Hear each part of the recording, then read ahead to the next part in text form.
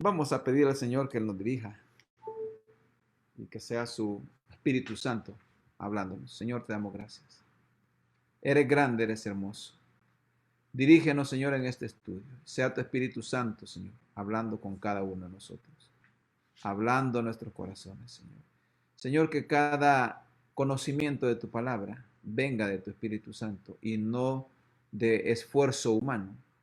La gloria y la honra sean para ti, Señor. Amén. Estos tres capítulos están detallando profecía para el pueblo de Israel y el pueblo de Judá.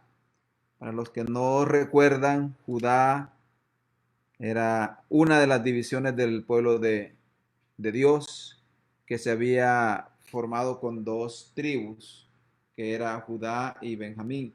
Y las otras 10 tribus se habían ido al norte y esas eran conocidas como Israel. Judá e Israel. Estos tres capítulos hablan sobre algunas profecías para Israel y para Judá. Pueden ver ustedes ese animal que está ahí. A algunos tal vez les da miedo, a otros quizás no. Este animalito, bueno, animalote, lo han dibujado los entendidos en esto de la mitología. Este animal es una serpiente marina conocida como Leviatán. En el libro de Job también se menciona. Y aquí en el libro de Isaías, en estas profecías se menciona. Capítulo 27, liberación y regreso de Israel. Vamos a leer los primeros versículos del capítulo 27. Está conmigo. Liberación y regreso de Israel. En aquel día Jehová castigará con su espada dura, grande, fuerte, al Leviatán, serpiente veloz, y al Leviatán, serpiente tortuosa, y matará al dragón que está en el mar. En aquel día cantad acerca de la viña del vino rojo. Aleluya. Qué bueno es esto. Este versículo, bueno, estos dos versículos que acabamos de leer, están hablando de lo que dice el título del capítulo 27, la liberación y el regreso de Israel. Leviatán, una serpiente antigua, mitológica, algunos se atreven a decir que fue real. Nosotros hoy en la actualidad no podemos decir si existió esa serpiente, aunque estamos seguros que los grandes animales existieron. Y estamos seguros que grandes monstruos marinos existieron en los primeros años de creación de la tierra. Cuando Jonás fue tragado por un gran pez, algunos dicen una ballena. Nosotros no podemos decir si fue una ballena, fue un gran pez. Pudo haber sido uno de esos grandes animales que existían en aquel entonces. Algunos historiadores también aseguran, y como les repito, la ciencia es muy adelantada, aseguran que los dinosaurios existieron y hay vestigios de que sí existieron esas grandes criaturas. Por lo tanto, lo que aquí el profeta Isaías está diciendo sobre Leviatán es posible que haya existido, pero aquí está siendo utilizada como una figura metafórica. Leviatán, igual serpiente, metáfora que simboliza la maldad y el mundo pecador en rebelión a Dios. Leviatán está prácticamente simbolizando a todas esas naciones llenas de maldad en el mundo pecador en rebelión contra Dios. Y Dios va a aplicar su juicio sobre estas naciones llenas de maldad y de pecado. ¿En qué tiempo? En la gran tribulación. Y luego los versículos 2 al 6 habla de una canción profética, una viña. Vamos a leer estos versículos. En aquel día cantar acerca de la viña del vino rojo. Yo Jehová la guardo, cada momento la regaré, La guardaré de noche y de día para que nadie la dañe. No hay enojo en mí. ¿Quién podrá contra mí en batalla espinos y cardos? Yo los hollaré, los quemaré a una. ¿O forzará alguien mi fortaleza? Haga conmigo paz, sí, haga paz conmigo. Días vendrán cuando Jacob echará raíces, florecerá y echará renuevos. Israel y la faz del mundo llenará de fruto. Esta canción profética está detallando lo que Israel será en la segunda venida de nuestro Señor Jesucristo y en el milenio. Una viña que va a fructificar. Destaca el deseo de Dios de hacer de Israel una viña fructífera. Y esto va a suceder en el reinado milenial de nuestro Señor Jesucristo. Israel será visitado. Dice que en el milenio Israel influirá en toda la tierra en favor de Dios. Por eso esta es una profecía para Israel, el pueblo de Dios. Cuando se refiere a Jacob, se está refiriendo a los dos reinos, el reino del norte y el reino del sur. Jacob representa a las dos naciones que se dividieron. El remanente fiel de Israel será reunido, versículos 12 y 13. Acontecerá en aquel día que trillará Jehová desde el río Éufrates hasta el torrente de Egipto, es decir, el Nilo, ¿verdad? Y vosotros, hijos de Israel, seréis reunidos uno a uno. Acontecerá también en aquel día que se tocará con gran trompeta y vendrán los que habían sido esparcidos en la tierra de Asiria y los que habían sido desterrados a Egipto y adorarán a Jehová en el monte santo, en Jerusalén. Cuando se cumple los juicios contra el reino del norte, Israel, Asiria los dispersó, 10 tribus dispersas, que más adelante por la unión con los otros pueblos paganos se le conoció como Samaria. Así que cuando ustedes oigan Samaria, se está refiriendo a las 10 tribus del norte, el reino del norte. Fueron dispersos. Cuando Judá recibió el juicio de los 70 años de cautiverio, una buena parte de los judíos del reino del sur fueron llevados a Egipto y otros fueron llevados a Babilonia. Después de los 70 años, Judá regresa a través del decreto de Ciro, regresa a Jerusalén a formarse otra vez como nación. Pero los que se habían ido para Egipto se establecieron en Egipto y ahí quedaron y ahí judíos. Y aquí está diciendo en los versículos 12 y 13, especialmente en el 13, que ese remanente que estaba en Israel y que fueron dispersos en todo el imperio asirio iban a ser reunidos en la segunda venida del Señor Jesucristo. E Israel va a ser la influencia en toda la tierra en favor de Dios. Jerusalén será el centro para adorar a Jesús. Capítulo 28. Condenación y amonestación. Dos temas incluyen este capítulo. Veamos la primera parte, la condenación de Efraín. ¿Quién dijimos que era Efraín? El reino del norte. Ahí se lo vamos a poner. Israel, Efraín, reino del norte, Samaria. Es el mismo nombre para las 10 tribus. Ahí vamos a agregarle quizás más adelante. Israel, Efraín, reino del norte, Samaria, igual 10 tribus. Judá, llamado como Benjamín también, reino del sur, o Jerusalén. Y también le vamos a agregar las 2 tribus, ¿verdad? Y ahí están mencionadas las 2 tribus, Judá y Benjamín. Hay profecía para ellos dos en este capítulo 28 del libro de Isaías. Isaías vuelve a su propia época para profetizar acerca de Israel y Judá. Profecía para los 2 reinos. Denuncia el pecado y la apostasía de ellos y revela el venidero juicio de Dios, tanto profecía para Israel como profecía para Judá. Y estos juicios venideros es por el pecado, la apostasía de los dos reinos, porque los dos reinos le fallaron a Dios. Pero el reino del norte, todos los reyes, dice la Biblia en el libro de los reyes, en los dos tomos, que todos los reyes del norte hicieron lo malo ante los ojos de Dios. En cambio, los reyes de Judá, del reino del sur, algunos hicieron lo malo delante de Jehová.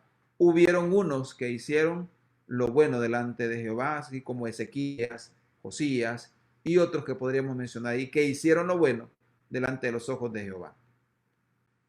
Purificar al pueblo era el objetivo de dichos juicios. Dios lo que quería era que sus hijos se volvieran a Él. Y si era necesario juicios para que se volvieran a Dios, tenían que ser puestos. Y estos juicios fueron efectivos porque el pueblo, a pesar de los múltiples llamados al arrepentimiento, jamás se arrepintió y siempre seguían con la idolatría.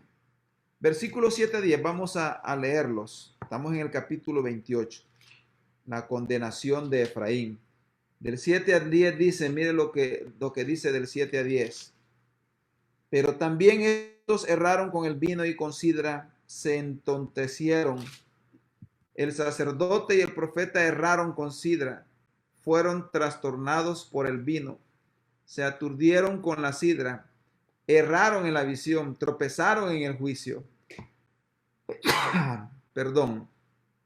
Porque toda mesa está llena de vómito y suciedad, hasta no haber lugar limpio.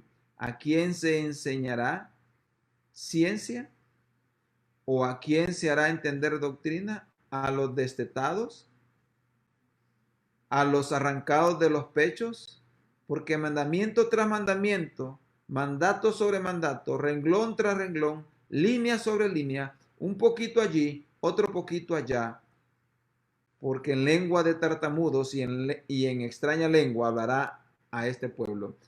Bueno, ahí se está detallando prácticamente que a pesar de detallar cada una de las profecías de juicio contra Israel, el reino del norte, porque aquí está hablando especialmente del reino del norte, no se arrepintieron.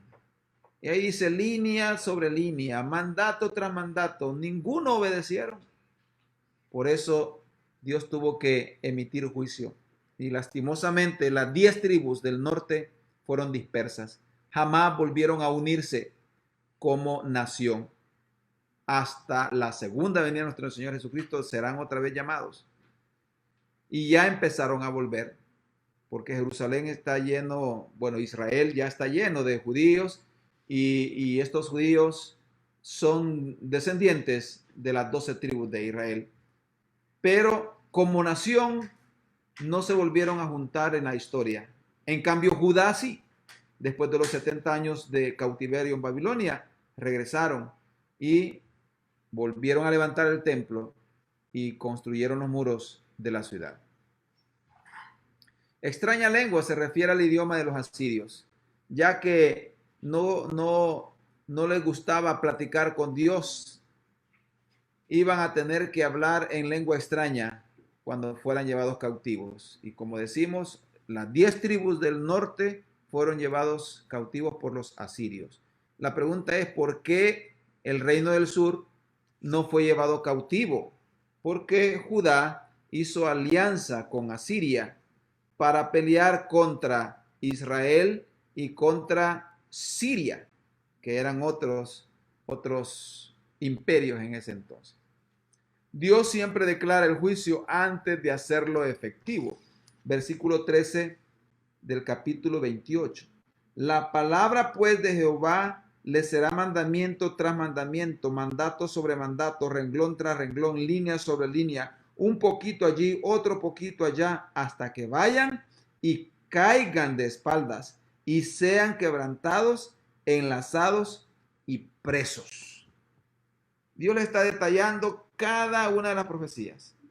y que se iban a cumplir al pie de la letra si no se arrepentían. Y así se cumplieron, porque Judá, Israel, los dos reinos no se arrepintieron. Una segunda parte del capítulo 28. Una amonestación a Jerusalén. ¿Quién dijimos que era Jerusalén? Judá, reino del sur, o conocido también como Benjamín. La amonestación a Jerusalén es muy parecida hacia la amonestación hacia Israel o hacia Efraín. El pueblo estaba eligiendo su propio camino al adorar a otros dioses. Veamos el versículo 5 del capítulo 28. Por cuanto habéis dicho, pacto tenemos hecho con la muerte, e hicimos convenio con el Seol. Cuando pase el turbión del azote, no llegará a nosotros, porque hemos puesto nuestro refugio en la mentira y en la falsedad nos esconderemos. Tanto así que muchos hebreos andaban con amuletos de los dioses asirios, de los dioses babilónicos, de Marduk, era uno de los dioses babilónicos, y se ponían amuletos hebreos del pueblo de Dios, y decían, con esto me voy a proteger, esto me va a proteger. Fornicaron contra Dios. Por eso la amonestación hacia Jerusalén y el juicio que más adelante se iba a cumplir. Se sentían seguros con los amuletos y rituales a otros dioses. Pero siempre hay una expresión de esperanza en las profecías de Isaías, si usted se da cuenta. Dice, he puesto en Sion una piedra por fundamento, Jesucristo mismo. Leamos el versículo 16, 28-16 de Isaías. Mire lo que dice. Por tanto, Jehová el Señor dice así, he aquí que yo he puesto en Sión por fundamento una piedra, piedra probada, angular, preciosa, de cimiento estable. El que creyere no se apresure. Lucha. Y podemos ver eso que ya en el Nuevo Testamento, Romanos 9:33, habla el Espíritu Santo inspirando a Pablo en la carta a los Romanos 9:33. Como está escrito, he aquí pongo en Sión piedra de tropiezo y roca de caída, y el que creyere en él no será avergonzado. Aquí Pablo está haciendo referencia a lo que el profeta Isaías ya había profetizado acerca de Jesucristo. Y en Romanos 10:11 dice de la siguiente manera, pues la escritura dice, todo aquel que en él creyere no será avergonzado. Hablando de la piedra angular, del fundamento, hablando de Jesucristo mismo. Y el apóstol Pablo en primera de Pedro, el apóstol Pedro en primera de Pedro 2:6 vuelve a mencionar esta piedra angular, esta piedra de fundamento. 2:6 dice así, por lo cual también contiene la escritura, he aquí pongo en Sión la principal piedra del ángulo, escogida, preciosa, y el que creyere en él no será avergonzado. Vea usted cómo desde el profeta Isaías ya se viene profetizando el reinado firme de nuestro Señor Jesucristo. Hay palabra de esperanza en medio de los juicios que Dios está emitiendo para el pueblo que se ha desviado. Dios hace un nuevo llamado al arrepentimiento. Versículos 23 y 29, siempre del capítulo 28.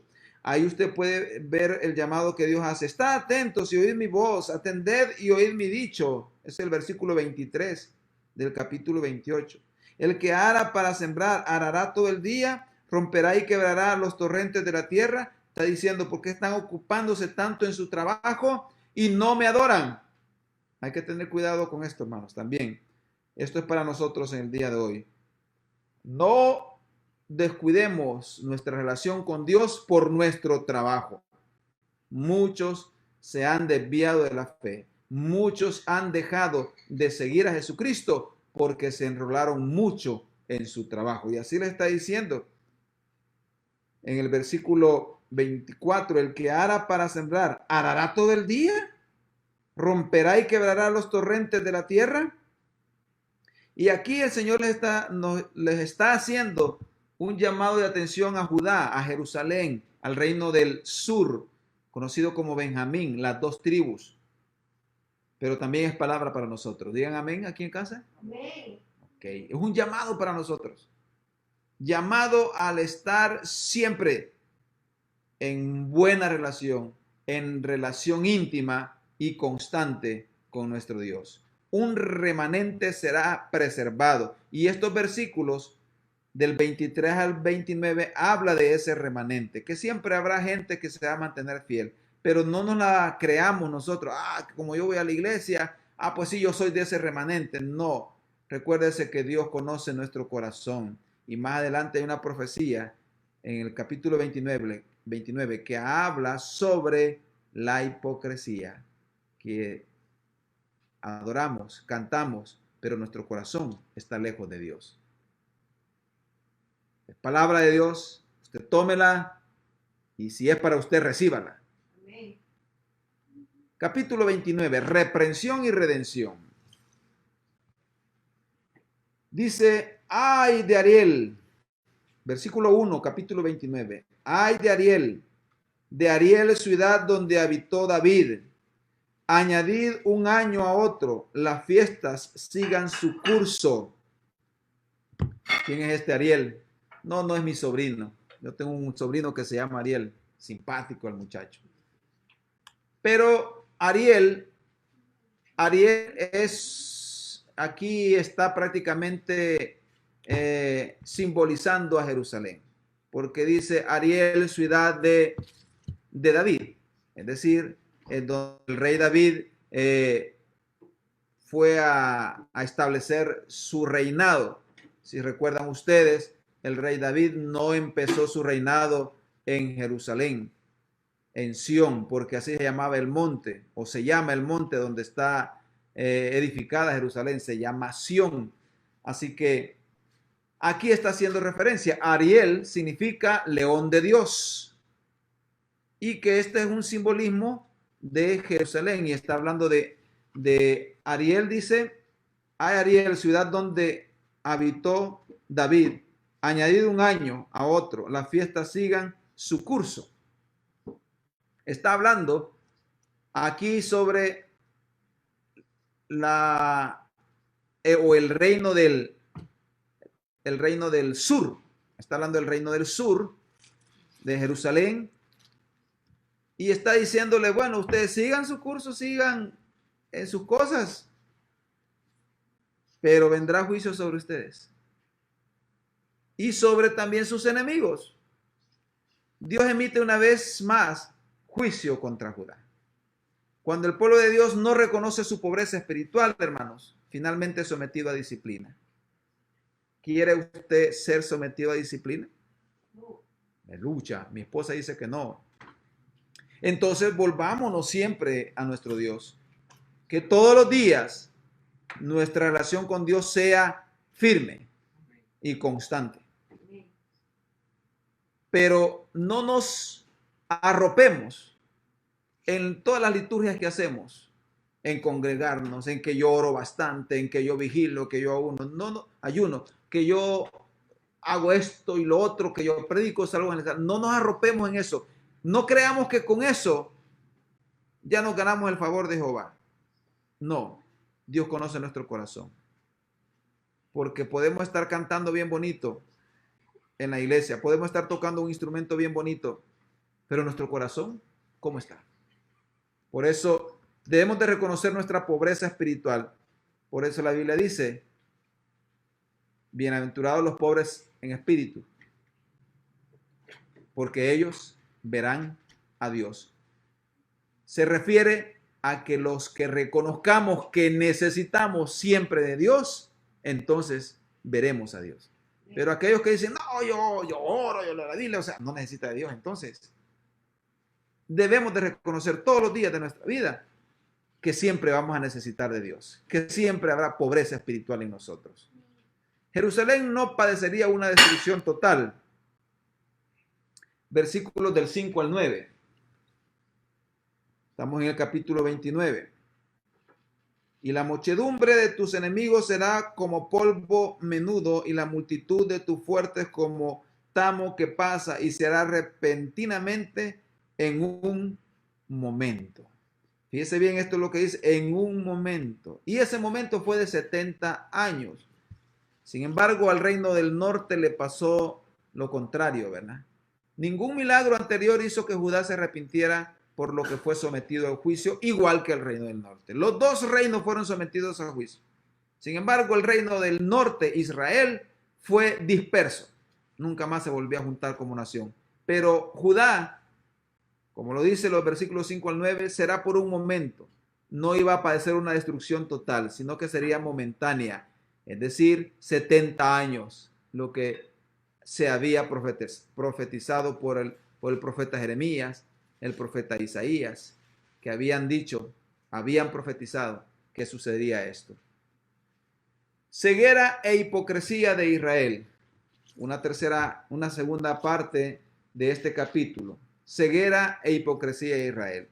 Y esto va con nosotros también, hermanos. Ceguera e hipocresía de muchos cristianos. 7 versículos describen el pecado e hipocresía del pueblo de Israel o del pueblo de Dios.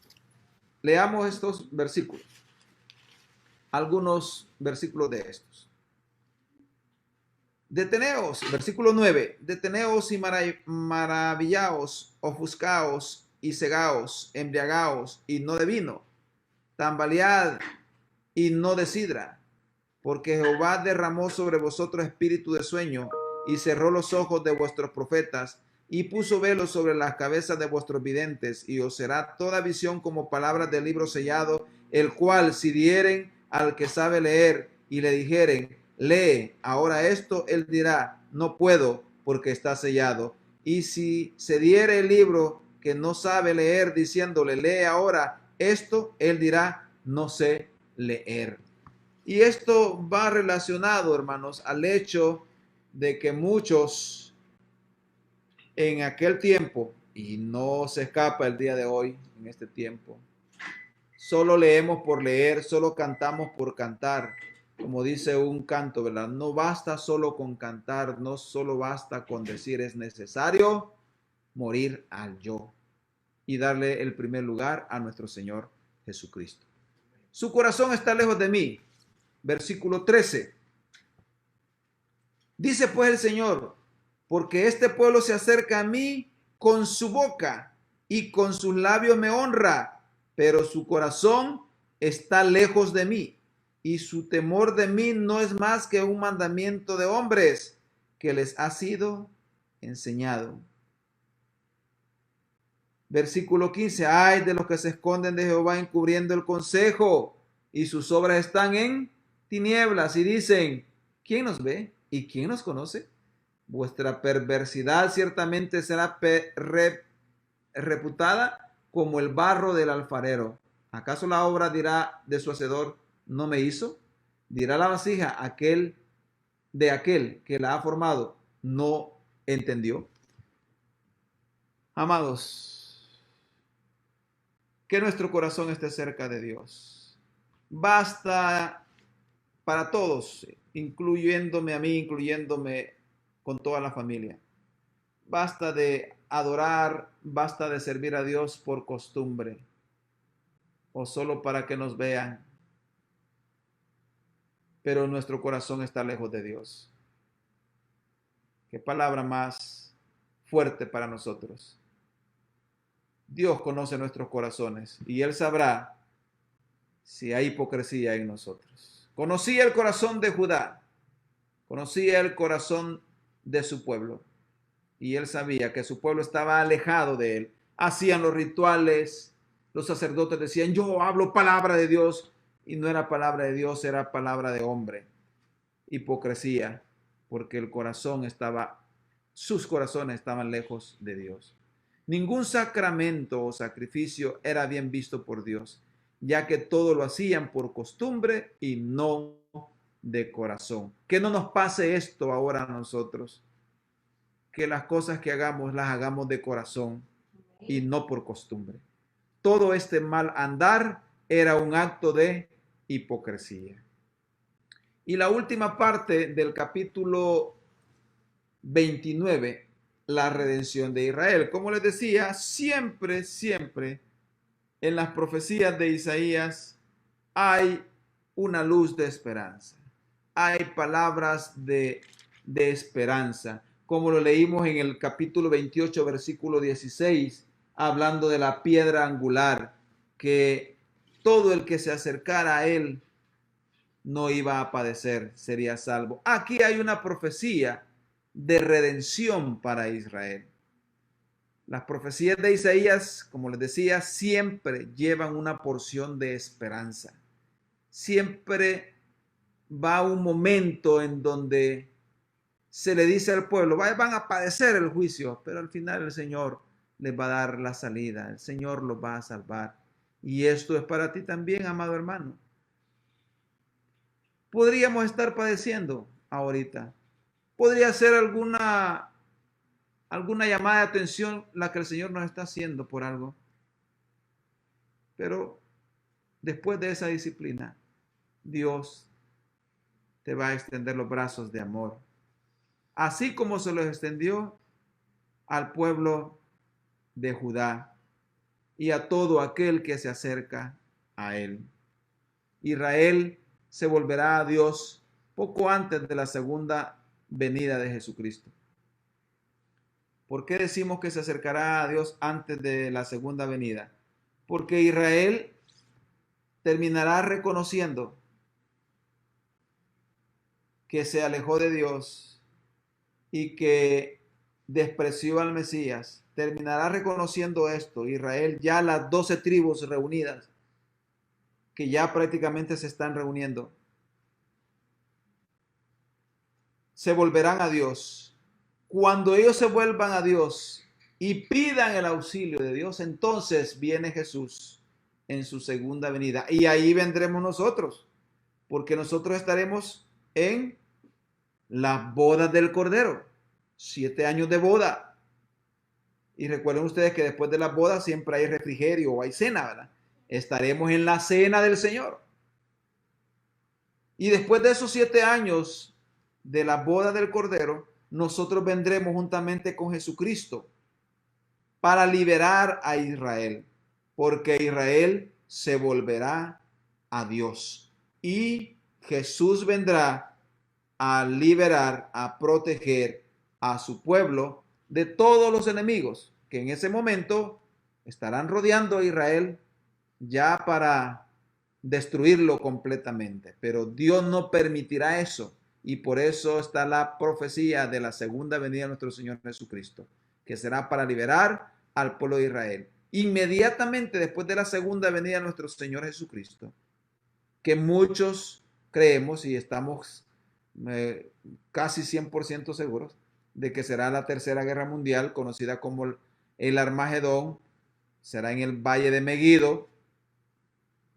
Ahí el Señor Jesús, juntamente con sus ejércitos, es decir, nosotros, ¿verdad? Los gentiles que hayamos sido arrebatados y hemos gozado de las bodas del Cordero, vendremos y pelearemos a favor de Israel, y todas las naciones enemigas de Israel serán vencidas.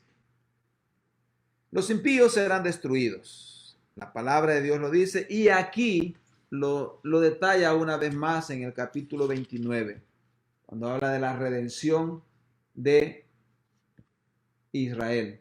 Versículo 22. Por tanto, Jehová, que redimió a Abraham, dice así a la casa de Jacob. Recuérdense que la casa de Jacob son las 12 tribus, los 2 reinos, reino del norte y reino del sur. No será ahora avergonzado Jacob, ni su rostro se pondrá pálido, porque verá a sus hijos, obra de mis manos, en medio de ellos, que santificarán mi nombre y santificarán al Santo de Jacob y temerán al Dios de Israel. Y los extraviados de espíritu aprenderán inteligencia y los murmuradores aprenderán doctrina. Los impíos serán destruidos y los milagros vistos en la primera venida de Jesús volverán a presenciarse. Versículo 18. En aquel tiempo los sordos oirán las palabras del libro y los ojos de los ciegos verán en medio de la oscuridad y de las tinieblas. Se volverán a ver los milagros que se vieron en la primera venida de nuestro Señor Jesucristo. Qué bueno va a ser eso, aleluya. El pueblo de Dios recibirá plena redención en su segunda venida. En la segunda venida de nuestro Señor Jesucristo, el pueblo de Dios será completamente redimido y pasará a gozar del reinado milenial de nuestro Señor Jesucristo. Qué bonita palabra la que hemos estudiado esta noche. Hemos recibido, en parte, recibido reprensión, ¿verdad? Hemos sido reprendidos en algún momento, pero recibamos cada palabra que el Señor nos da a través de este estudio de la Biblia. Señor, te damos gracias por hablarnos en esta noche. Tu palabra es fiel. Gracias, Señor, porque a pesar de lo malo que somos y a pesar, Señor, de que muchas veces nos olvidamos de ti, tú siempre nos extiendes tu mano llamándonos al arrepentimiento. Y aquí estamos, Señor, confiando en tus promesas, que esta agonía, que este sufrimiento pasará, como lo dice tu palabra. Y llegará el día en que seremos totalmente redimidos con tu sangre. Y reinaremos juntamente contigo en el reino milenial de tu Hijo Jesucristo. Gracias, Señor. Bendito y alabado sea tu nombre. Amén.